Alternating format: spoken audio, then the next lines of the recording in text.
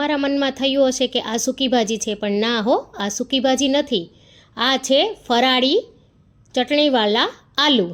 પવિત્ર એવા શ્રાવણ માસના ઉપવાસમાં જે ખૂબ જ ટેસ્ટી લાગે છે, જે ઉપવાસ નહીં કરતા હોય ને એ પણ માંગીને ખાશે, એટલા સરસ ટેસ્ટી બનીને તૈયાર થાય છે.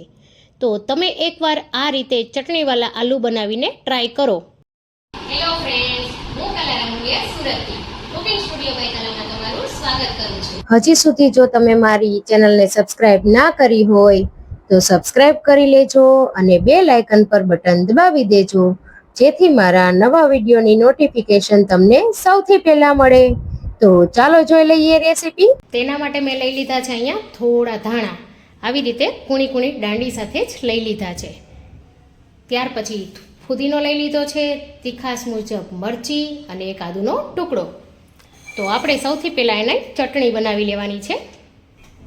મેં અહીંયા પહેલેથી જ ધોઈ લીધા છે ધાણાને.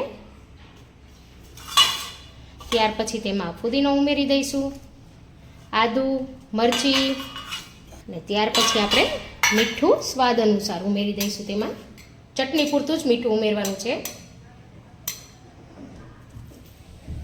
ત્યાર પછી આપણે એક નાની ચમચી જેટલું જીરું ઉમેરી દેવાનું છે. અને હવે આમાં આપણે થોડું પાણી ઉમેરી આપણે તેને પીસી લઈશું. થોડું જ પાણી ઉમેરવાનું છે, 2 થી 3 ચમચી જેટલું. અને હવે આપણે તેને પીસી લઈશું.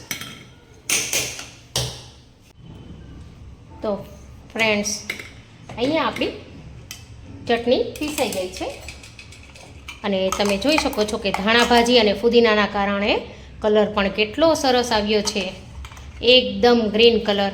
અને સ્મેલ પણ એટલી સરસ આવી રહી છે ને આમાંથી. તો આપણી અહીંયા ચટણી તૈયાર છે. તો અહીંયા આપણે બટાકાને બાફી લીધા છે. તો આપણે ચેક કરી લઈએ.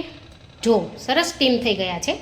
તો હવે આપણે આ બટાકાને કાઢી અને તેની છાલ કાઢી લેવાની છે. મેં અહીંયા આશરે 300 ગ્રામથી 400 ગ્રામની વચ્ચે બટાકા લઈ લીધા છે. તો અહીંયા આપણે બટાકાની છાલ કાઢી લીધી છે. તો હવે તેના મોટા ટુકડા કરીશું. તમને જેવડા પસંદ હોય તેવડા તમે રાખી શકો. હું અહીંયા થોડા મોટા જ કરીશ. જો આ ચાકુ કેટલું સરસ ચાલી રહ્યું છે. તમારે પણ જો આવું ચાકુ ખરીદવું હોય તો તેની લિંક હું તમને ડિસ્ક્રિપ્શનમાં આપી દઈશ, તો તમે ત્યાં જઈને ખરીદી શકો છો.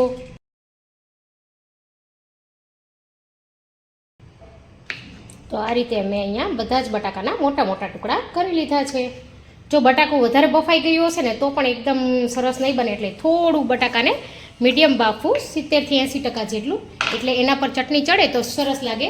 કેમ કે વધારે બફાઈ ગયેલું બટાકું હોય તો તે એકદમ બધું મેશ થઈ જાય છે, તો સારું નથી લાગતું. એટલે આ રીતના ટુકડા દેખાતા હશે ને તો ખૂબ સરસ એવું ટેસ્ટી દેખાશે. તો અહીંયા એક પેન ગરમ કરવા માટે મેં મૂકી દીધી છે. તેમાં મેં 2 મોટી ચમચી જેટલું તેલ ઉમેરી દીધું છે. હવે તેલ થોડું ગરમ થઈ જાય એટલે આપણે તેમાં 1 ચમચી જેટલું જીરું ઉમેરવાનું છે અને તતડવા દેવાનું છે થોડું. જુઓ, જીરું પણ આપણું સરસ એવું થઈ ગયું છે. તો સાથે જ આપણે અહીંયા 1 ચમચી જેટલા તલ ઉમેરી દેવાના છે. તલ તો તમે ના ખાતા હોય તો તમે સ્કીપ પણ કરી શકો. તો અડધી મિનિટ માટે આપણે જીરું અને તલને આ રીતે સાંતળી લઈએ. જો તલ થોડા તતડે ત્યાર પછી આપણે તેમાં ચટણી ઉમેરવાની છે, જે આપણે બનાવીને રાખી છે. એમાંથી તમારી તીખાસ મુજબ તમે ઉમેરી શકો. જો તલ સરસ તતડવા લાગ્યા છે તો આપણે વધારે હવે તતડવાની જરૂર નથી, નહીંતર તલ બધા જ બહાર આવી જશે. એટલે આપણે તેમાં ચટણી ઉમેરી દઈએ. જરૂર હોય એટલી આપણે ઉમેરવાની છે. અને તરત જ આને આપણે સાતળવાની જરૂર નથી, તરત જ આપણે તેમાં બટાકા પણ ઉમેરી જ દઈશું. જો તમે વધારે મિનિટ સુધી ચટણી એમનેમ રહેવા દેશો ને તો એનો ટેસ્ટ ચાલ્યો જશે. એટલે આપણે તરત જ બટાકા ઉમેરી દઈશું. સાથે જ હું અહીંયા થોડું ધાણા જીરું થોડું ઉમેરું છું. અને સાથે જ આપણે અહીંયા મીઠું પણ ઉમેરી દઈશું. તો તેને આપણે સારી રીતે મિક્સ કરી લેવાના છે, જેથી કરી બધી જ ચટણી સરસ થઈ જાય.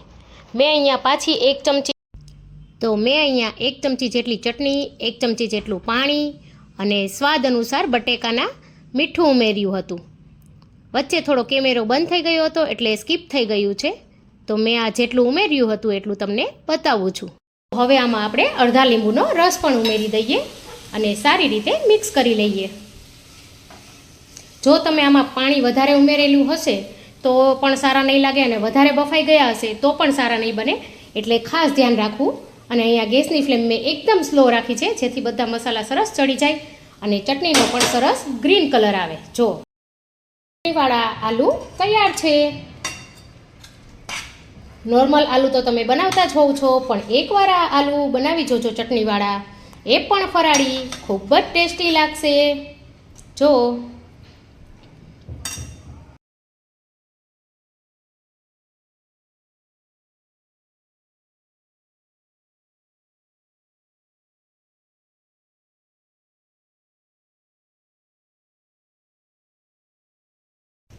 તો ફ્રેન્ડ્સ, આપણા આલુ તૈયાર છે ચટણીવાળા.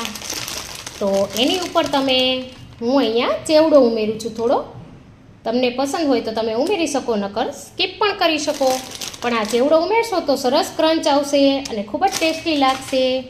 જુઓ, જોઈને જ ખાવાનું મન થઈ જાય તેવા સરસ મજાના ચટણીવાળા.